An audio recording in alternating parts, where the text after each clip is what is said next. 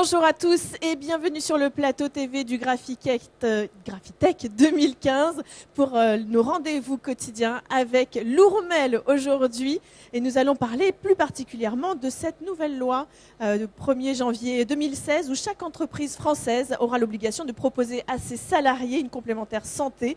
Même les très petites entreprises d'ailleurs de moins de 50 salariés sont soumises à cette loi. Alors pour parler de cette complémentaire santé en accord total avec les besoins réels des salariés tout en respectant cette nouvelle charge confiée à l'entreprise, eh bien c'est ce qu'on va voir aujourd'hui avec mes invités donc, de cette entreprise l'Ourmel avec le directeur général du groupe l'Ourmel, monsieur Denis Thurier. Bonjour. Bonjour à vous. Merci d'être venu ici pour nous éclairer un petit peu sur tout ce qui va se passer à partir du 1er janvier 2016. On va essayer de combler votre souhait.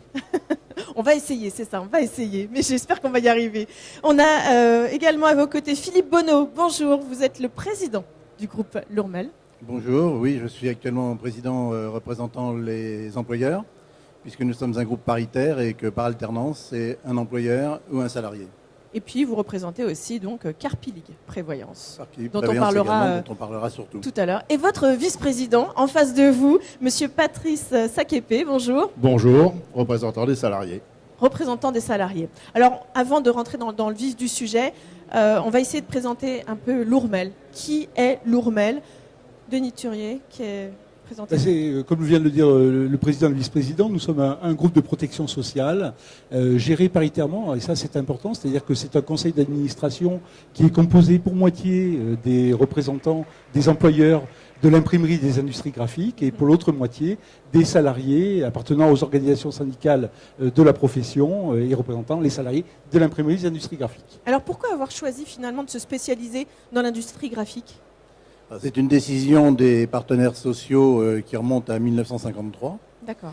Où au cours de négociations dans le cadre de la commission paritaire, ont décidé d'abord de créer des obligations de prévoyance à la charge des entreprises et ont décidé donc de créer une structure juridique, donc à l'époque une institution de prévoyance pour gérer ces risques. D'accord, c'est pas vous finalement, c'est pas vous qui vous n'êtes pas dit tiens en 1953, tiens si on faisait une complémentaire santé de spécialisée dans l'industrie graphique.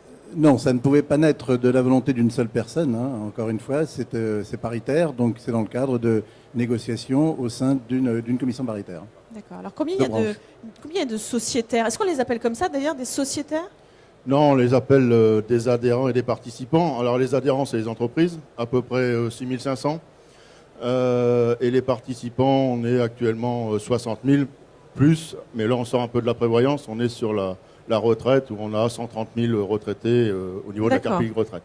Oui, alors je corrige quand même quelque chose, c'est pas qu'à la charge des entreprises. Les salariés également participent au contrat. D'accord. Et quel est le rôle de Carpilig finalement? Le rôle de Carpilig, c'est, je vais dire un gros mot, c'est l'assureur des risques. Ça c'est un gros mot, c'est une insulte suprême. En tant que partenaire social, c'est vrai qu'on préfère parler d'institution de prévoyance, mais pour bien comprendre, en fait, c'est l'assureur des risques. C'est-à-dire que les partenaires sociaux, au niveau des conventions collectives, ont défini des garanties pour couvrir différentes situations, le décès, l'invalidité, la garantie incapacité de travail.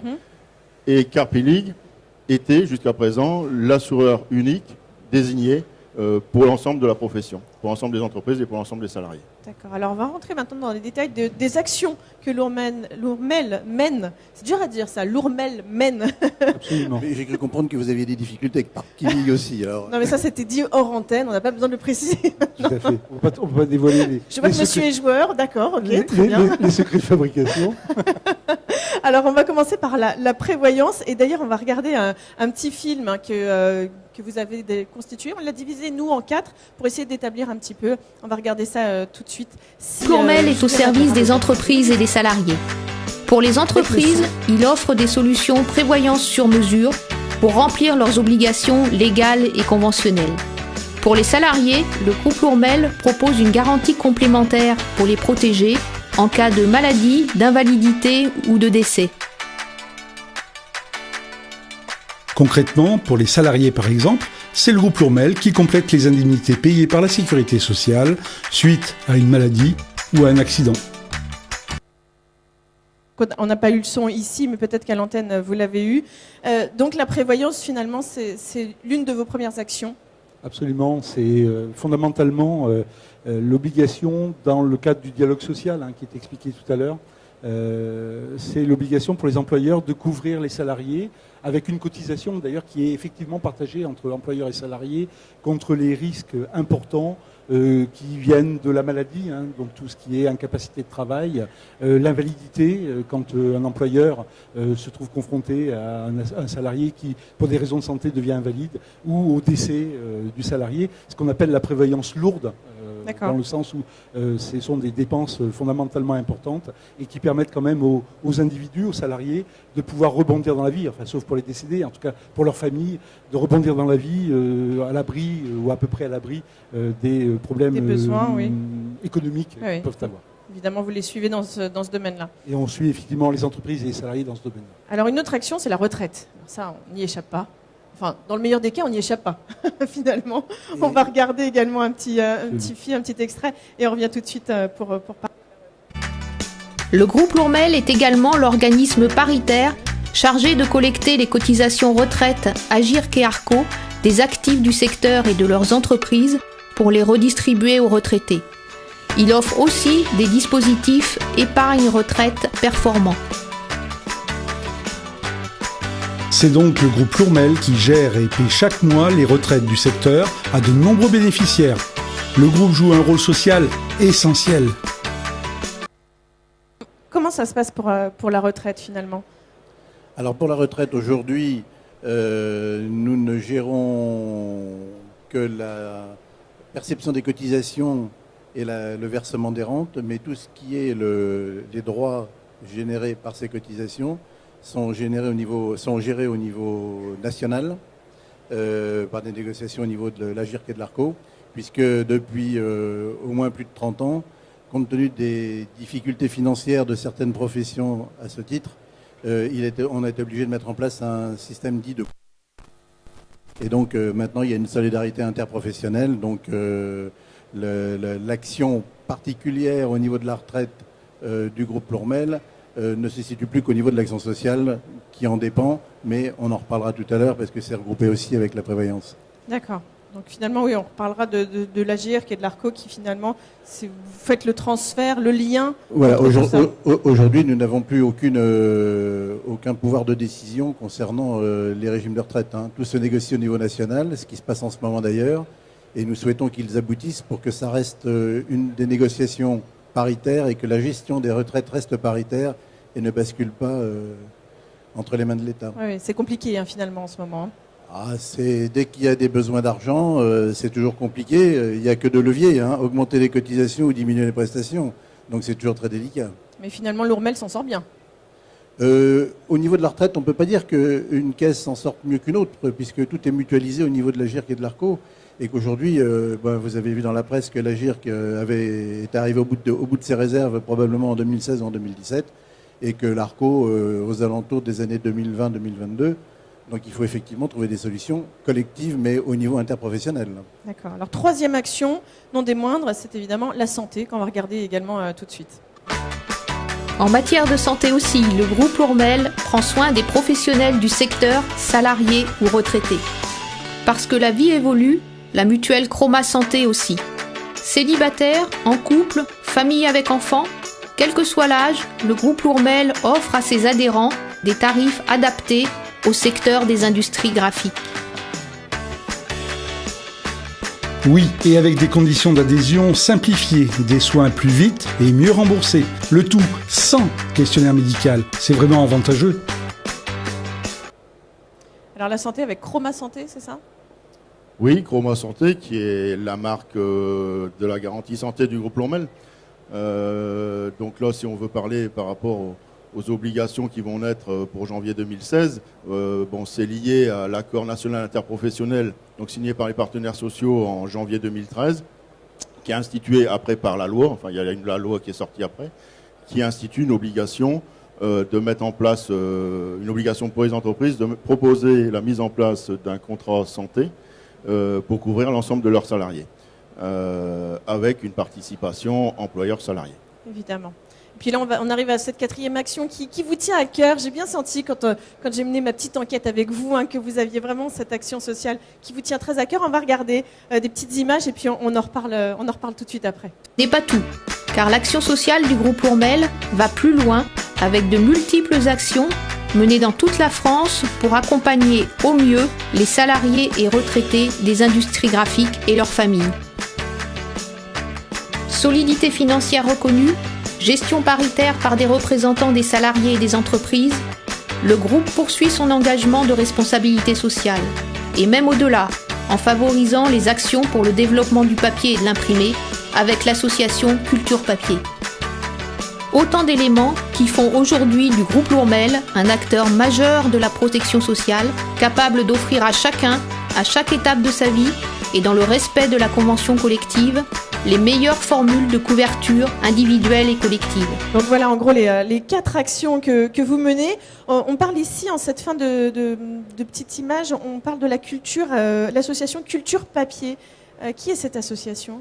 C'est une association qui a été créée en fait un peu plus largement au niveau de la filière qui a traité du papier.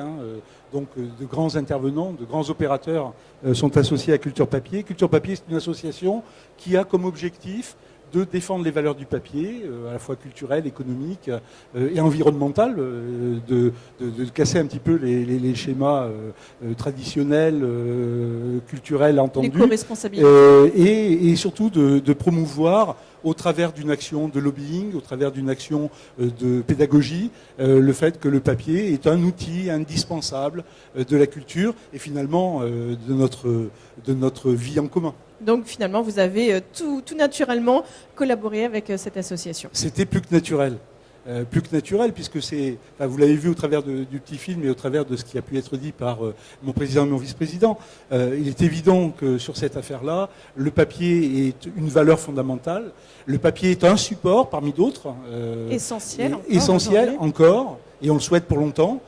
Complémentaire, le numérique est complémentaire. Je veux dire, c'est pas le rejet. Tout est lié, bien sûr. Tout est lié. On comprend bien ça d'ailleurs au sein du salon. Au sein du salon, oui. Mais dans le grand public, je crois que les choses ne sont pas encore rentrées tout à fait et qu'on positionne souvent, on oppose souvent les supports les uns aux autres. Et c'est peut-être un peu regrettable. Et Culture Papier a aussi cette vertu de vouloir réconcilier les Français avec leur culture et leurs valeurs culturelles sur le plan de l'utilisation du papier. Alors j'ai cru remarquer aussi dans cette action sociale dont je parlais tout à l'heure, qui vous tenait à cœur, c'est justement de fidéliser les jeunes dans ce métier. Parce que c'est si compliqué que ça de les fidéliser, ils s'en vont dans d'autres filières ? Non, je ne crois pas que ce soit compliqué. Il me semble qu'il y a une chose importante. Un métier, une profession comme la nôtre, la profession d'imprimerie, doit absolument fidéliser ces jeunes. Parce que je dirais qu'il faut faire face au départ à la retraite, tout naturel, et que derrière ça, le fait d'aider les jeunes, le fait qu'un groupe de protection sociale s'investisse en faveur des jeunes, c'est aussi s'investir sur les valeurs qui sont les nôtres, qui sont des valeurs de solidarité intergénérationnelle, qui sont des valeurs de solidarité entre les catégories socio-professionnelles, et que quelque part, ce sont les valeurs qui ont fondé notre groupe et qui doivent continuer à être animées, parce que un jeune qui est pris en charge, il est pris en charge par son employeur, à qui il rend un service de travail, il cotise, son employeur cotise aussi. Je crois que le juste retour des choses, c'est que l'organisme auprès duquel il cotise lui rende aussi un petit peu de ce qu'il a encaissé pour son compte. Par quel biais finalement, Président, c'est que vous tenez ce rôle justement de fidéliser et de garantir c'est les transports, c'est le logement, c'est des aides Alors c'est des aides au logement, c'est des aides à l'apprentissage aussi. C'est des bourses d'études, c'est un tas de conseils. Oui, au niveau de l'action sociale, on va dire que c'est dans nos gènes déjà, puisque en tant qu'institution de prévoyance et de retraite, mais aussi surtout institution professionnelle, on n'est pas que des collecteurs de cotisations et on n'est pas que des verseurs de prestations. L'action sociale fait partie d'un ensemble de solidarité. Pour les apprentis, oui, il y a l'aide à la mobilité, l'aide au logement, comme ça a été dit. Mais après, on a toute une série d'actions sociales qui doivent répondre à des situations que connaissent les salariés ou les retraités, des actions, les accidents de la vie, comme on peut les appeler. Ça peut être le surendettement, ça peut être malheureusement le chômage. On accompagne des demandeurs. Vous représentez finalement vos participants dans ce genre de domaine. Quand, par exemple, le surendettement, vous prenez rendez-vous avec la Banque de France et vous les suivez. Alors surendettement, on est accompagné par une association qui permet justement d'accompagner ces personnes, qu'ils soient salariés ou retraités, qui font face à cette situation, qui sont souvent liées à des accidents de la vie, c'est-à-dire un conjoint qui est décédé malheureusement, un conjoint qui se retrouve demandeur d'emploi. Bon, après, il y a toute la problématique des prêts un peu pris, un peu n'importe comment, mais donc l'association va les aider à monter les dossiers qui va permettre de s'en sortir, voir autrement, et gérer leur budget, parce que c'est pas tout de les aider dans cet accompagnement. Des fois, il y a des petites aides financières que nous on verse, mais c'est pas que ça. Il faut aussi éduquer. Alors, si je comprends bien, pardon, monsieur. Oui, je voulais simplement rajouter que c'est aussi notre marque de fabrique. Assurer un risque, c'est à la portée de n'importe quel assureur. Qu'est-ce qui nous différencie d'un assureur, d'un autre assureur, quand on est au service d'une branche? C'est justement notre capacité de nous adapter et d'apporter un service supplémentaire et un suivi personnalisé, sans que pour autant on aille augmenter les cotisations pour rendre ce service. D'accord. Il y a quand même une véritable... Et une réelle proximité finalement avec vos participants. Je dirais même plus, et je veux dire, peut-être présomptueux en disant ça, mais c'est une véritable éthique. Un investissement. Un investissement, mais c'est aussi une éthique. C'est l'éthique des partenaires sociaux, d'aller justement à la rencontre des professionnels pour leur rendre un vrai service. Et c'est ça la différence avec un opérateur, de quelque nature qu'il soit, identique à nous.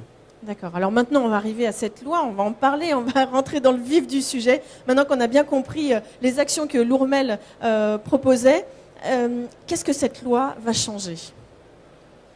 Une obligation, donc, comme on l'a dit tout à l'heure, à tous les employeurs de proposer un contrat, une complémentaire santé à tous les salariés.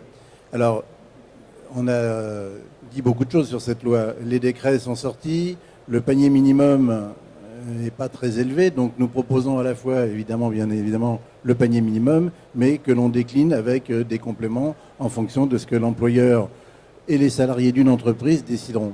Ce sont des contrats collectifs, donc ça couvre obligatoirement l'ensemble des salariés d'une entreprise.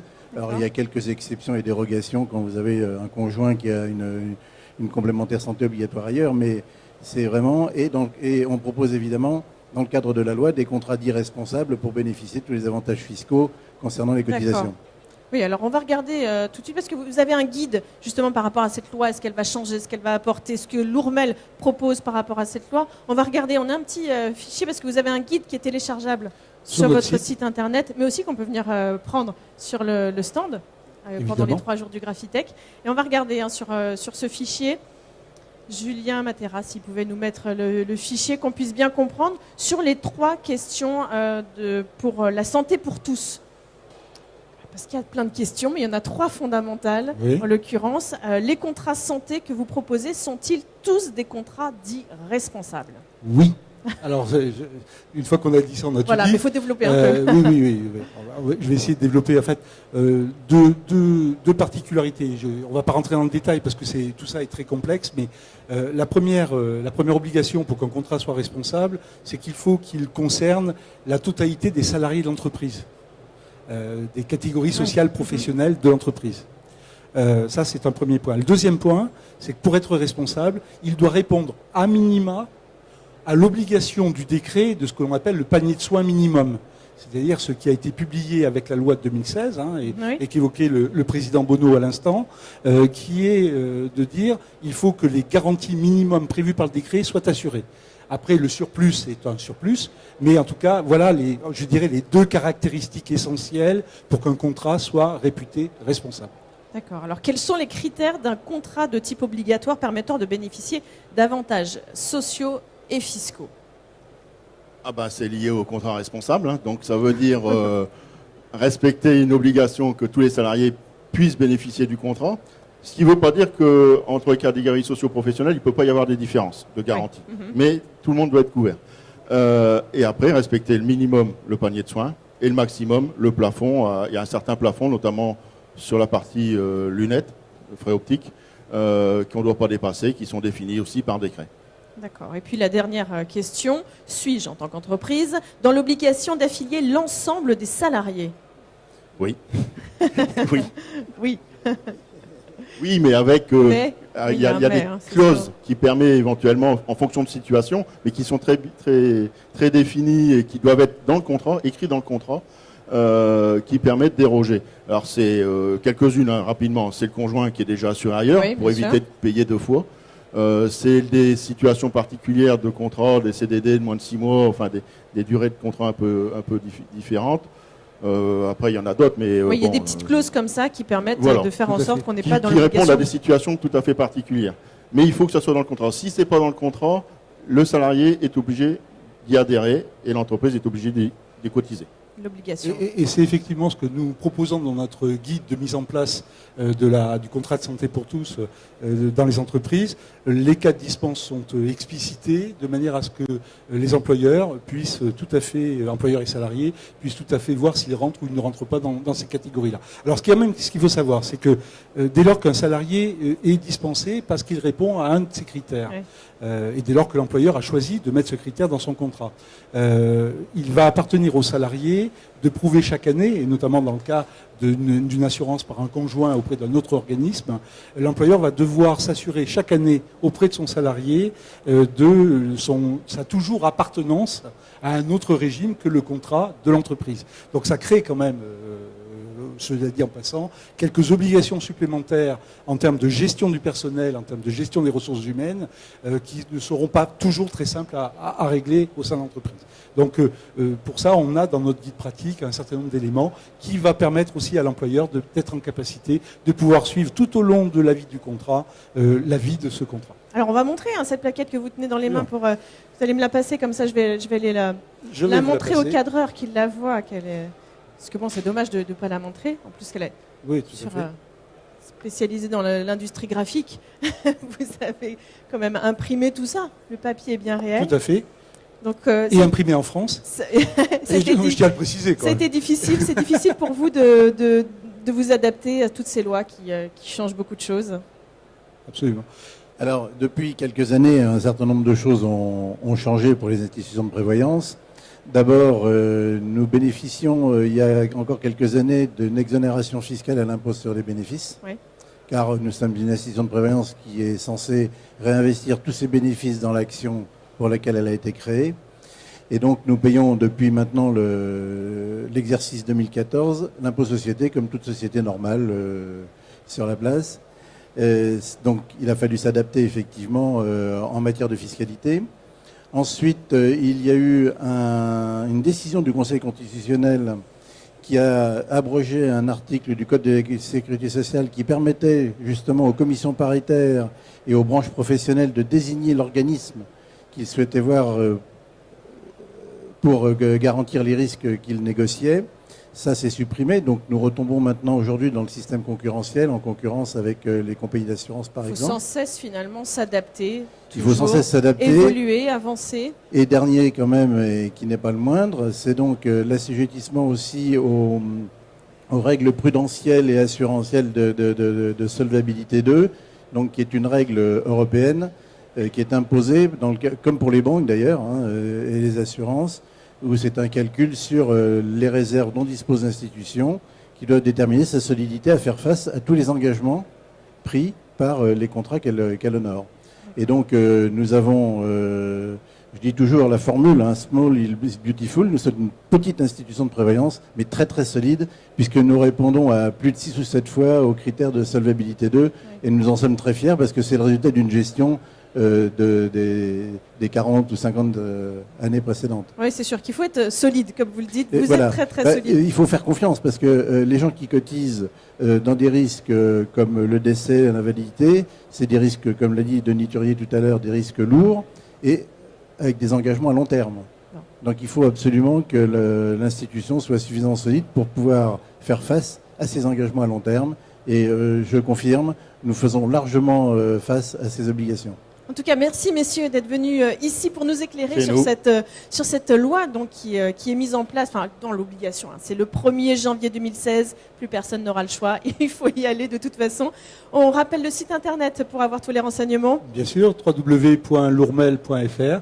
Vous trouverez là-dessus, .com, pardon, vous trouverez à la fois les modalités pratiques, mais vous trouverez également nos propositions, puisqu'on a aussi des propositions à faire.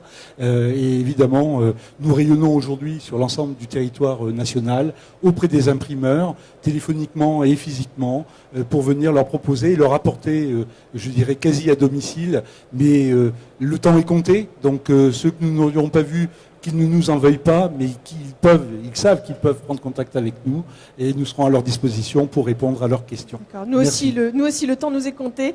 L'émission s'achève maintenant. Sinon, on pourra en parler, mais sinon, rendez-vous sur votre site internet ou encore sur votre stand sur Graphitech. Bonne fin de salon, messieurs, et à très bientôt. Merci à vous. Merci à vous.